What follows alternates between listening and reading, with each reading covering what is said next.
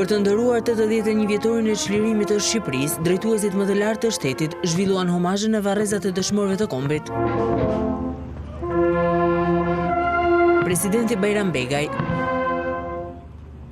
Kryeministri Edi Rama, Kryetari i Kuvendit Niko Peleshi, Ministri i Mbrojtjes Piro Vangu, Kryetaria e Komanduar e Bashkisë së Tiranës Andoena Aristani, si dhe veteran të luftës, vendosën kurora me lule në memorialin Nëna Shqipëri, duke nderuar sakrificën e tiranëve për liri.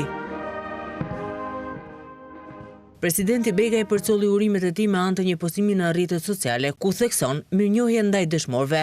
Ai thotë se nuk duhet të mbetet vetëm një kujtesë historike, por një detyrim i përditshëm për liri dhe paqe. Edhe kryeministri Edi Rama ka ndarë urimet e tij përmes një mesazhi online, duke shkruar: "Me urimin për festën kombëtare të çlirimit, ju uroj të gjithëve një fundjavë të paqet." Ndarja politike rreth festimeve të 28 dhe 29 nëntorit mbetet ende e pranishme. E majta vijon ta njohë 29 nëntorin si ditën e çlirimit, ndërsa e djatha e konsideron 28 nëntorin si ditën e pavarësisë dhe çlirimit nga pushtuesit. Nga radhët e opozitës, vetëm kreu i Partisë së Lirisë, Ilir Meta, i cili ndodhet në qeli prej tetorit të vitit të kaluar, përcolli urimin e tij për këtë festë, duke nënvizuar nderimet për të ranat dhe për ata që më pas u përsekutuan.